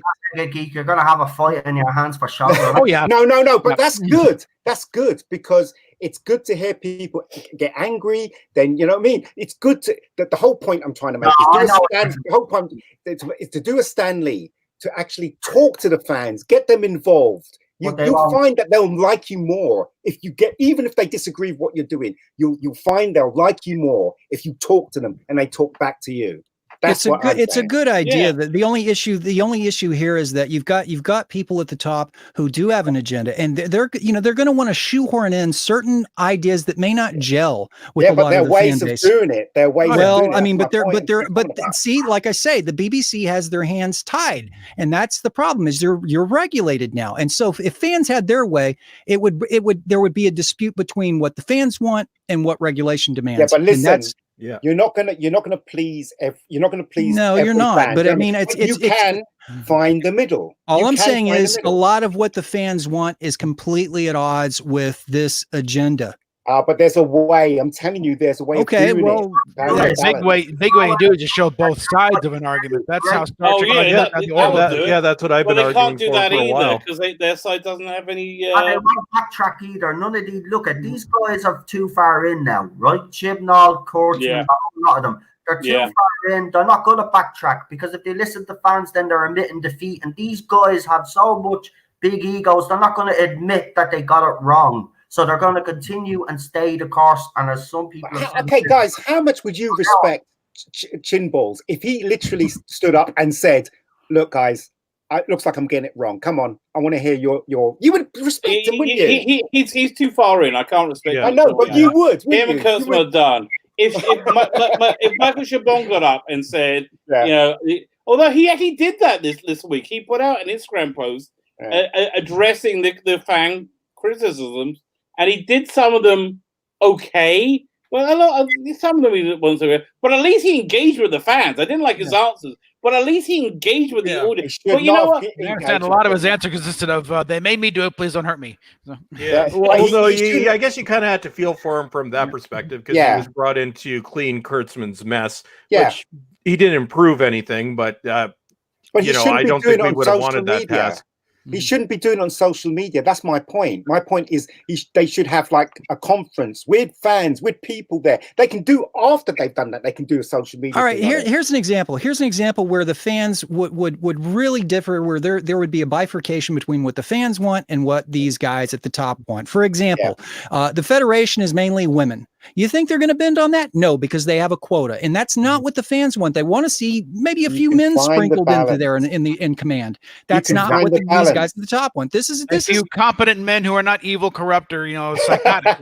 Well, then they're not even adhering to their quota. That's part of the problem. Where a quota is okay, so a certain percentage has to be non-white males. And last week's Doctor Who episode is the perfect example of this. Yeah, where. Except for the kid at the end, although we don't know sexual orientation, but I'm assuming that may have been our one straight white male. But other than that, and outside of Graham, who's in the main cast, every single guest star in that episode fit into the checklist somewhere, including the Game of Thrones guy that played Finger Dude, because he's a great actor, but he's also he's a gay man, so he was able to check the list as well. So they're almost misinterpreting this, where okay, if you can still have 50% straight white men, then why not use that? They're not even using that. It's like they're extinct. That's my point. My point is you can find the balance and try and please both sides, but they're not even trying. They're not. There's no way you can find a balance with them. There's no way that they're going to be able to find a balance and please the fans at the same time. No way. There's just no way. I beg to differ.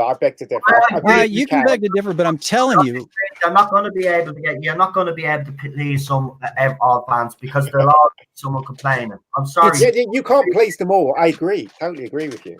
Totally. But you can't not piss them all off, though. You do make great points. I would love them to sit down with fans and talk with fans, right? But they're not. They won't listen. And it is a great idea. And you do bring up points. That's what they used to do. But they're not going to do it anymore, because they have their own vision. They have their own ideas, and they're just going to go with them. And this is what we're seeing right now. I mean, even Patrick Stewart has been, has heavily influenced the first series of Picard. So, I mean, he didn't want to act like, you seen the interview, it's going to be nothing like Next Generation. It isn't. Sure that that interview was put out on purpose. Vanity Fair, I think, was the interview. What? No, not Vanity Fair. It was in Variety. Right. Yeah. The one where he's wearing that red suit. Yeah. And out about everything. Like, I mean, look, this show is already, we already know it's dead in the water. It'll just be interesting to see how long it take the rest of the fans to cop on that it's dead in the water. Here's the thing, though. I mean, I understand. Okay, fine. You have an agenda. I get it. And maybe the fans aren't happy with it. But the least you can do is at least, I mean, look, if you want to, if you want to hire a certain number of black people, or a certain number of whatever ethnicities, or a certain number of women, look, okay, fine. But hire people like the writers. Hire people who are skilled, who are good at their job, and that's really, entertain me. I may not like your agenda, but hire people who can confidently execute it. And that's the balance I'm talking about. Well, yeah. And I still think there's people, like, for example, with Doctor Who, there's a big cry for, like, we need a female doctor. And there's people who are just, I mean, Noel, I think Bolstrack, everybody here pretty much agrees, not a good idea. Well, that's completely at odds with what they want. Yeah, exactly. Female doctors, what they want, but someone who can actually carry the show. It has nothing to do with the male or female. Well, but there's people, I agree, but there's people who, even if they could carry the show, supposedly carry the show, the fact that they're a female is completely out of place. Yeah, but listen, like the idea that I had was that if Doctor Who was going to come back and they wanted a female Time Lord, don't make her the Doctor, make her Romana. Romana and a doctor in the TARDIS. That makes sense. That's finding the balance. Do you understand what I'm saying? You've got to be clever about it. Well, I understand what you're saying, but that's not going to jive with the people at the top. It's not going to happen, because they have an agenda. I'm telling you, man. I'm telling you. They have an agenda. 100% They know now. They know now that yeah, they know they're still going to continue the course, because they've no choice. They've no choice. They're too deep, and they have to see this out.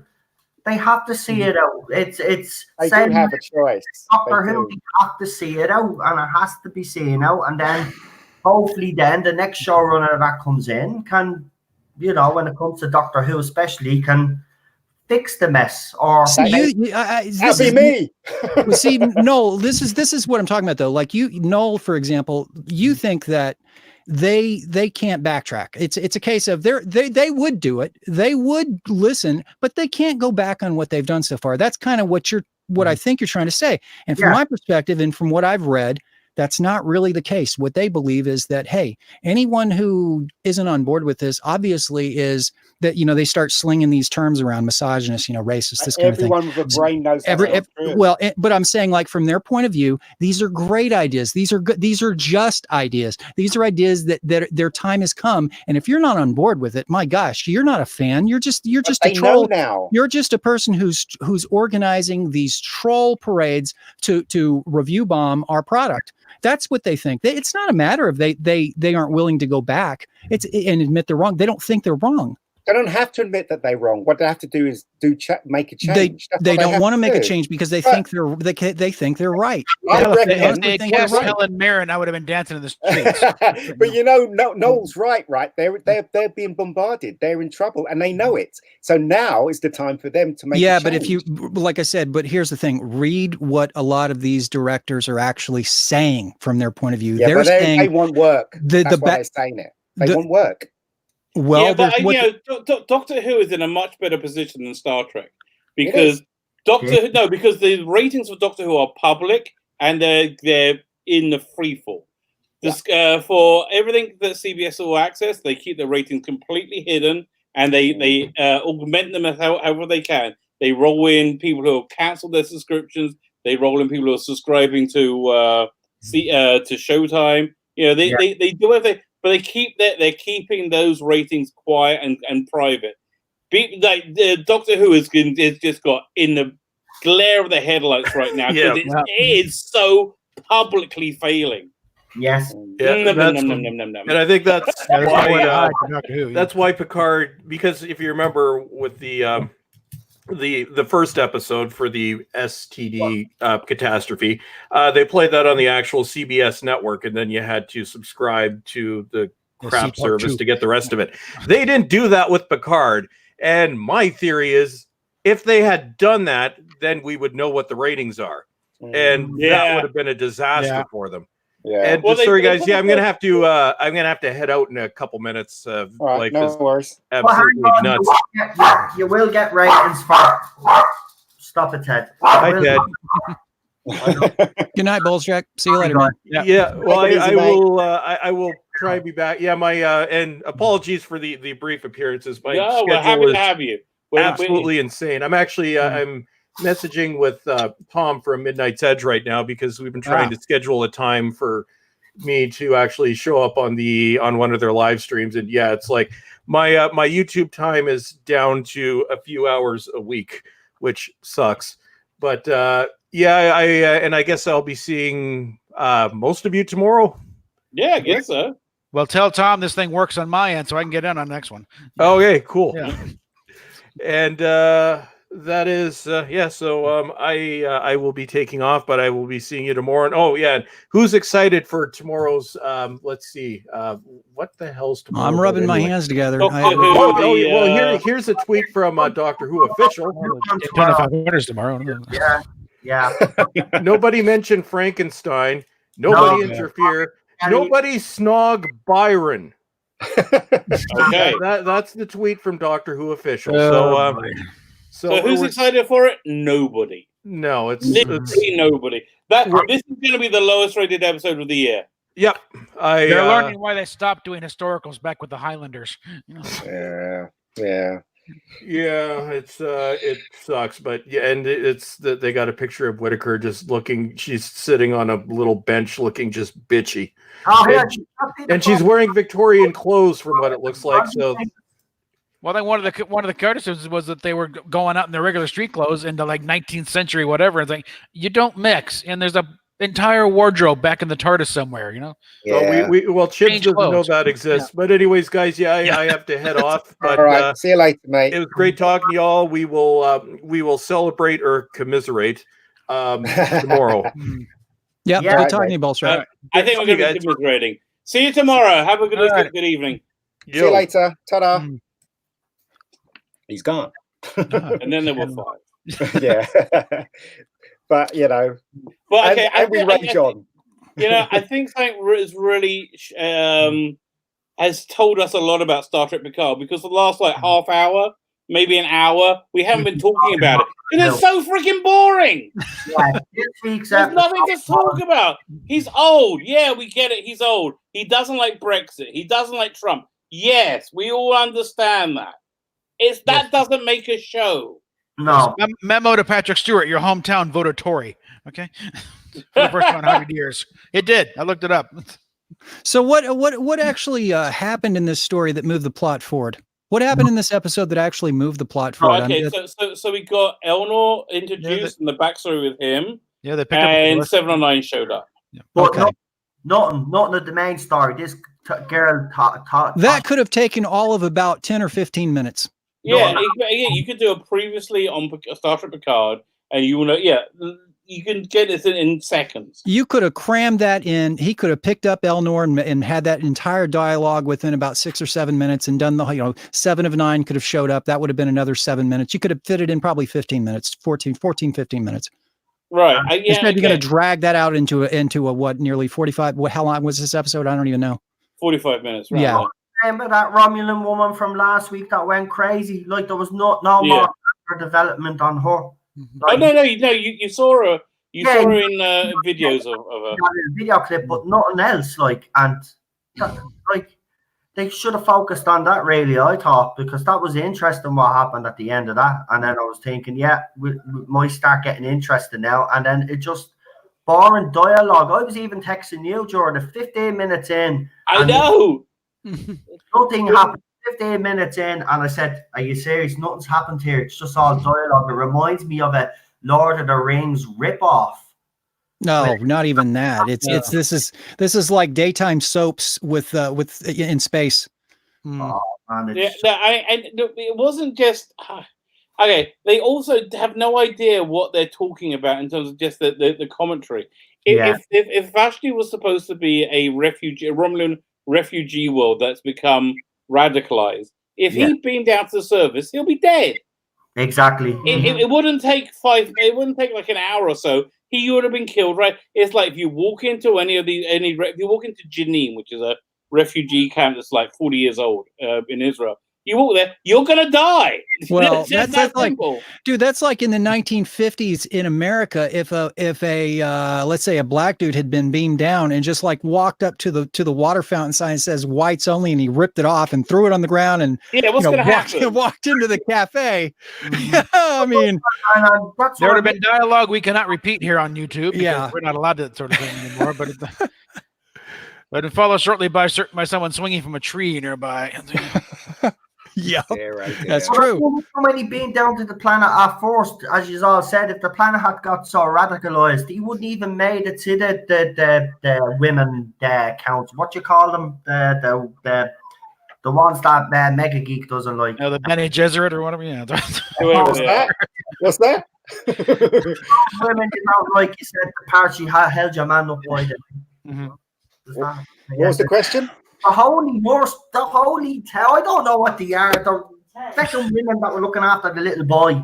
Oh, the lady monks. Okay, this is what I know about. I can't remember the name. There's something like the kumquats or something. There's some stupid. It sounded like when he said it, I thought it sounded like twat. Okay, that's what I thought they said. Yeah, but it wasn't that. And they're a female order who are also ninja assassins. Yeah. Only women can join it. They don't let men join. But they have this kid hanging around. Yeah. And they let him become, and somehow he just happened to be the bestest one ever. Yeah. Which is a so from having a woman being the best as ever. So I suppose, well, I guess I finally found out men have a higher body strength. So you finally found out. Yeah, they're like, wow, you got someone's head off much easier than we can. That's interesting. Like, why didn't Picard take this kid home with him and have his house servants raise them or something? Yeah. Surrounded by ramens over the place in a nice little winery. But no. He wasn't as important to Picard as the kid was to, Picard didn't hold this kid in the same regard that the kid held Picard, obviously. And it was one of those. I mean, like, before you came on, I said he never even sent him like a video message. How hard is it going to be to catch up with them and say, I'm so sorry. Oh, no, I didn't get the impression there was even that kind of relationship that Picard would have taken it that seriously. To me, it just seemed like, dude, this kid's really making this was way more important to this kid than it was to Picard. Yep. And that's kind of they portray Picard as a royal dickhead. Well, from start to finish, everything he's done so far, he's been a jackass. I think it's more just he's been wussified. He's just been as well. It looks like as well, but that's what they do with strong male characters. They have to take them down. Yeah, they really. And this is what we see time and time again. I agree with Balstrick. I said he says 5 years too late. I said 10 years too late a couple of weeks ago. I do agree. I think this should Yeah. have happened 10 years earlier, maybe 5 years earlier, when he could still. Patrick Stewart is just unfortunately, like everybody, it's going to catch up on us all. Old age just catches up with you.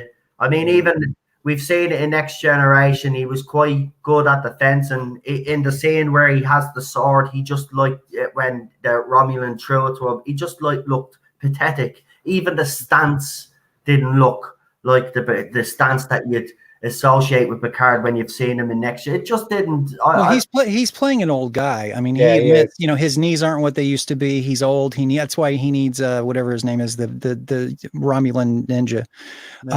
Because he's not the man he used to be, and they're not trying to portray him that way. Gave up like that though. Picard wouldn't have just gave up like that. I know he tried to be diplomatic and all, and tried to talk his way out of the situation, but if it came to the fight, he wouldn't just stand there and just throw the sword down and take it, for God's sake. I could see Picard doing that, because it's kind of like a heroic pacifism move.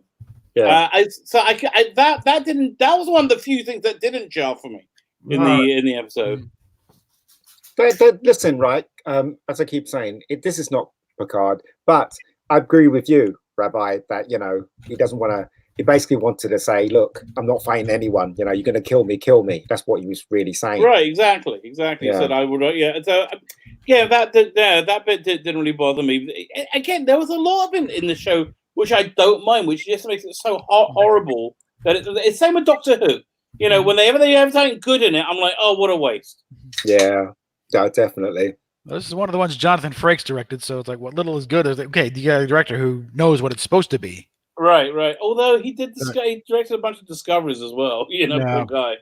And those are some of the better ones, because it's like they were at least halfway there, but hamstrung by the scripting and a certain Alex Kurtzman. All right. When is Discovery coming back? I'm like, it's making me like tense just thinking about it. I don't want it to come back. Really don't want it. It is. We've seen the some footage. They're really doing it. Like, just I want to go. Why? It's like, really? Okay, you made your point. You did too. Just fine. Yeah. I really don't like STD. I'm not going to watch it. STD. It's so insulting to the fans and to men, right across the board. It really is very insulting, and I refuse to watch it. Do they have an international distributor for STD? Don't know. Is it going to be on Amazon? Netflix is probably still stuck with it for a while. So I think those poor bastards. Yeah. That's why. We're not taking Picard. Yeah. Find some other sucker. Every time somebody uses the acronym STD, man, that is so fitting for such a. Yeah. What about what they call Picard in the show though? What? STD? Yeah. JL. JL, what a load of shit. JL. I don't mind that. It did annoy me in the first week when she kept saying it, but it annoys me now. More natural this week, where it seemed forced the last time. But I still don't believe that Picard and your woman had a previous friendship, or that the characters had met before. They just she's just not a very good fit for the. I mean, her acting ability doesn't really lend itself to being convincing. Mm-hmm. The whole thing doesn't work because it's so contrived. I mean, the very beginning of that episode when he was, being a father to that kid, you knew he was going to come back. You knew he was going to. Do you know what I mean? Everything was contrived. Everything you could guess, everything that was going on, and that's the problem with the show. I agree, but I just think if you get a guy who is on, like, for example, I'm not saying he's Emmy award winning, but the guy who plays Narek can draw you in. He can make the script kind of believable because of some of his expressions and just how he acts. He's believable to me. Now, if you got someone who played Rafi who was as believable, I could forgive some of the little things that like JL. but they didn't do that. No, and I will say on that note, as far as Narek is concerned, I'm curious if you guys are thinking the same thing I am, which is that maybe you're not. But my thought process was here he's being manipulative. He's there's some subterfuge on his part relating to Soji, but I get the feeling he's really kind of fallen for her, and he's not gonna follow through on his end. I get that feeling too, Jay. I think he's gonna help her. He'll give up his life at the end. It's obvious it's going to help her. Well, I mean, Yeah. you know, that's how bad the script is. It's Like obvious. Dave Cullen calls him Swindon Spock. You know? Yes, he is Swindon Spock. Definitely Swindon Spock. For God's sakes. I'm an So- Oxford United supporter, so I like the reference. Oh, Swindon. Yeah, bastards. These guys don't know what that means, though. That's the thing. It's getting up to 10 to midnight for me. Shall we wrap up and start, just as we're going? What's everyone's prediction for 709 next? For next week's episode? What's everything going to happen? I hope she's good. I hope Jerry Ryan knocks it out of the park. I believe she will, but I don't think they will do her character justice. I mean, as I said, a character development for me, especially in Voyager, hers and the Doctor's especially, we did get some character development. There was a friendship between the two of them as well. I just don't see them handling these writers being able to handle our character the way and give it the respect that it deserves. So I hope.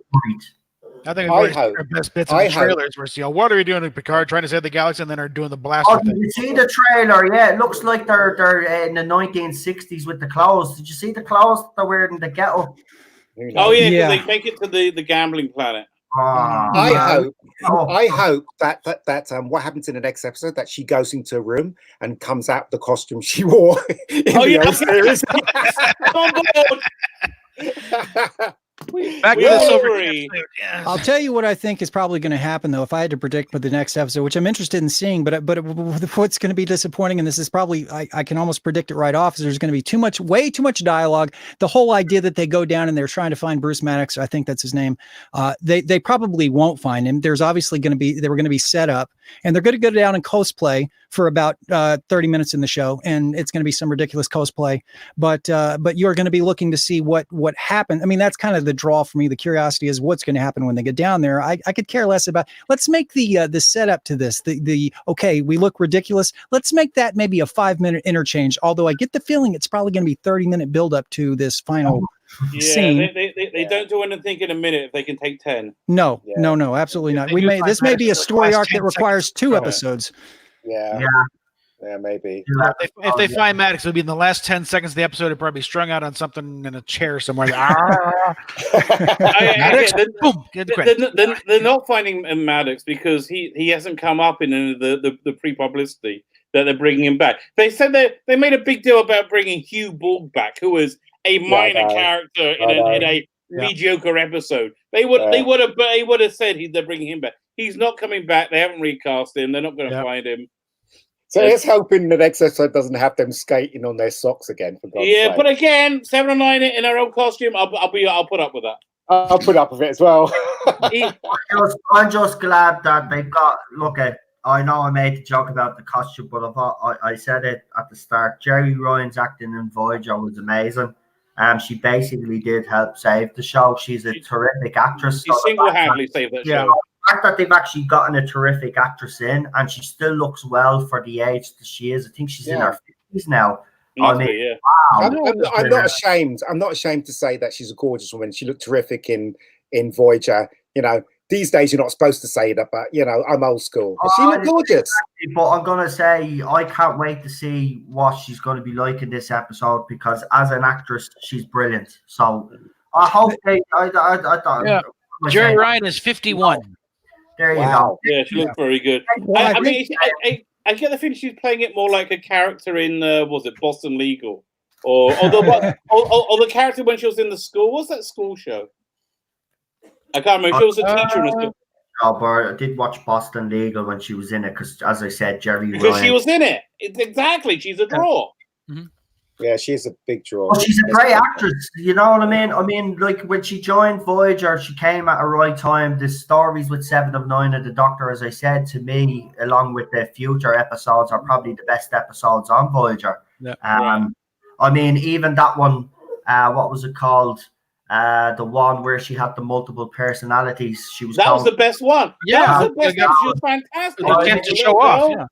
Yeah, very good. If she could bring a little bit of that, but the writing won't be up to the caliber. So I don't even know why we're all saying, you understand, like, a good actor can raise a. We've seen this in Picard. Why isn't Picard as awful as Discovery? Because they got Patrick Stewart. Yeah, and he's able to raise the quality of it. Captain Rob April, what was your predictions for next week? It's gonna suck. all the leaks apparently like that after 4 it's when it goes off the rails. Well, episode 5 it's gonna go right up. Yeah, that sounds about right. Okay, I think it's about where Shaban's pushed out the door and Kurtzman takes full control. Well, if they do it, he was good for a couple of weeks. If they can capture the essence of what they're showing in the trailer and they can just get the pacing right, it might be pretty good. That's not going to happen, but if they did do that, it would be pretty good. If an entirely different production team takes over, it might be good. Exactly. The guys who are putting the trailer together to make the episode. That's all. There you go. That's how they do it. Okay, I want to thank everybody who came off it. I want to thank people in the chat. Thank you, Colin P. Smith, Chris Persia, a wonderful wrench, One Bridge 11 or One Bridge 11. David Leach. Who else we got here? Garbage. That's a great name. Rebecca, God bless you. That was a good band. That's me. Yeah. Fine. I was hello to you. Captain Where's Shirley Manson these days? I'm like, Stephanie Littlepage. Thank you for coming on, Stephanie, because that's how I got in touch with Robert April, Captain April. Stephen Cassidy. Who else we got in the chat? Daniel Daniel Leach. I said you already, but he sent me a video. I have to watch. That was it. Thank you to all of you who joining me here. It was a pleasure. If not subscribe to this channel, subscribe to this channel. This is criminally undersubscribed. Oh yes, subscribe to everybody's channel. That's in the everybody's channel apart from Captain Robert April's is in the show notes. I'll probably have to edit it after the stream to let me put it in. But please subscribe to everybody, and I will come back next week. All you guys, please feel you have an open invitation to join me anytime I'm doing a stream. We do one every Saturday, depending night or afternoon, depending what time zone you're on. Right. Sounds good. Well, we're so I'm going to sign off, everybody. I'm going to end the broadcast and have a good evening. You. Good night, Have everybody. a good evening. Good night. May God go with you. Bye.